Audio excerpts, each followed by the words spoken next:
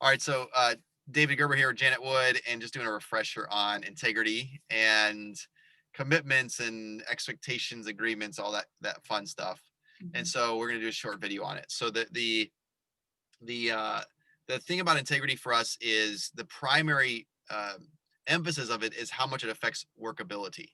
Mhm. And when we mean workability, we mean efficiency, how well an individual, a relationship, a company, how well it runs, and how fine tuned it is. And Mhm. so we like to say that integrity is not an on-off switch; it's a volume dial. And the more you Mhm. turn up the integrity, the more the workability of the company specifically increases. The more the workability of the individual increases. and Mhm. and then the more you turn it down, the more it diminishes workability, and there's frustrations there.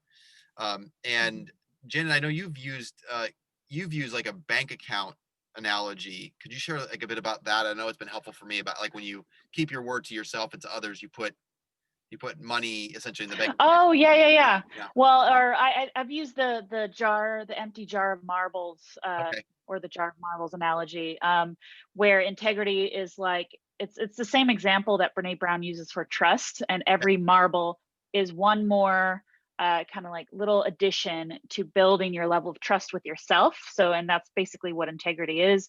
It's building trust with yourself. It's building trust with others. And so, oftentimes, most people uh, you probably have this experience when you don't do what you say you're going to do, and it almost diminishes your chances that you're going to fulfill a commitment in the future. And so, integrity as a muscle is every time you do what you say you're going to do, it's like putting another marble in the jar. And then the more full your jar is, the more trust you have with yourself, the more movement you're going to make.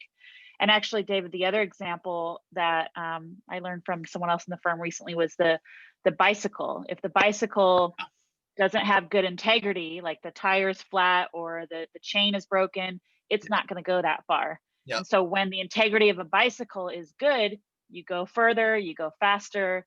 So it's not about morality, good, bad, right, or wrong. It's just about adding more marbles to the jar or turning up the dial. Yeah, I love that. And so then when it comes to integrity, doing what you're saying to do, oftentimes when we work with companies, uh, once we introduce this, the number of broken commitments goes up because now Mhm. we're seeing it We're and paying attention now.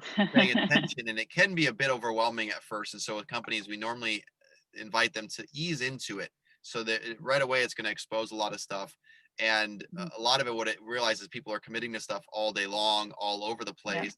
They're not capturing it on paper or on a Google Drive document or like Mhm. Asana or a project management software.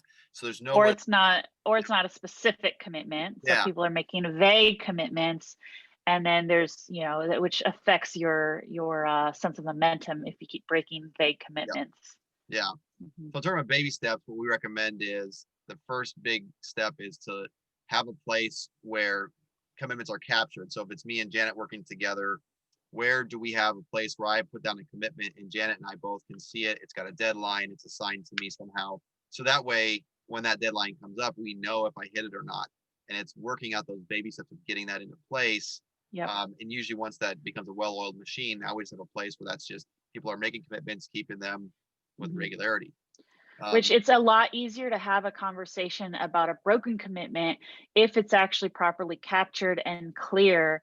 What often happens is that since people don't capture it anywhere publicly, and maybe someone just said in a meeting, yes, I'm going to do this by this date, and that doesn't happen, it breeds resentment culturally, because then we just start to build these stories. Oh, so and so never does what they say they're going to do, or when are we even committed to that, and oh, would it matter if I don't follow through by that date because no one says anything, right? So it just starts to breed resentment and broken trust within a culture.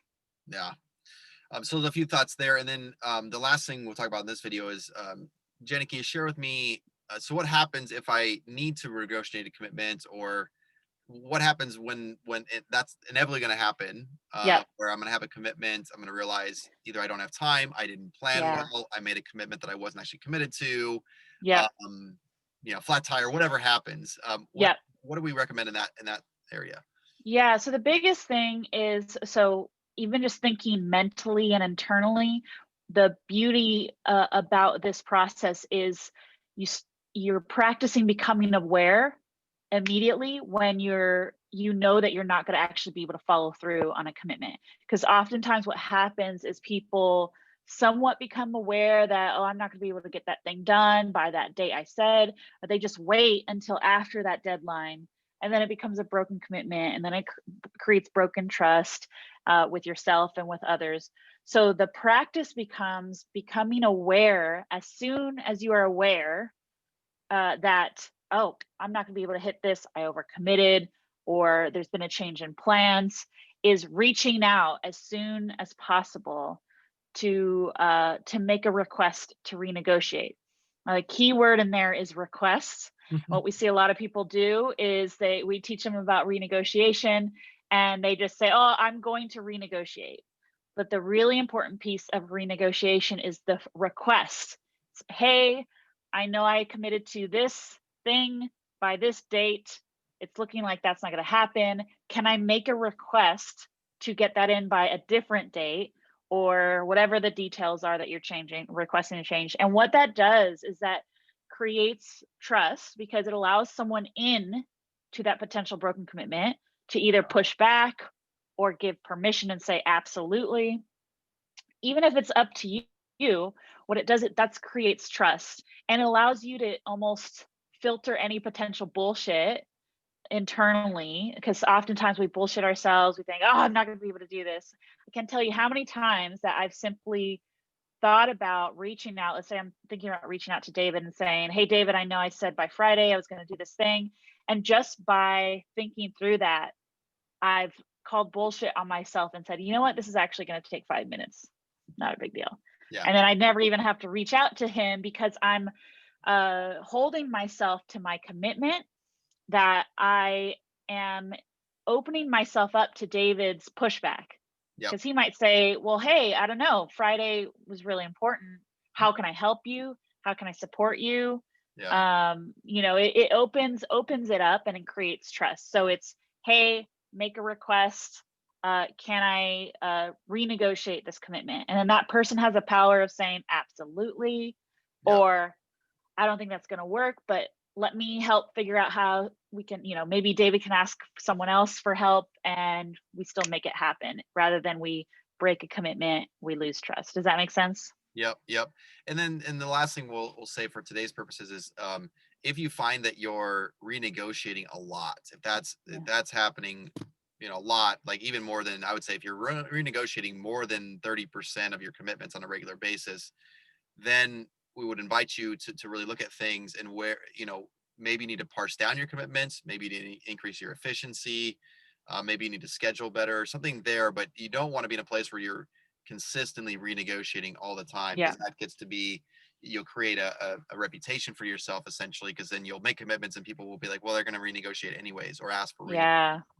and Yeah. it won't bode well for you. Again, it's about workability, and what Yep. we believe is, if you turn the dial up on integrity, meaning you're keeping a very high percentage of the things you say you're going to do, that helps the company, helps you work much more efficiently and Yep. better, and Yeah. create a better teamwork and culture. So, Yeah. right. Absolutely. And it's what we said about broken commitments in general, and multiple renegotiations. Think of it as like a canary in the coal mine. It just means that something is off. There's something broken in the system. Yep.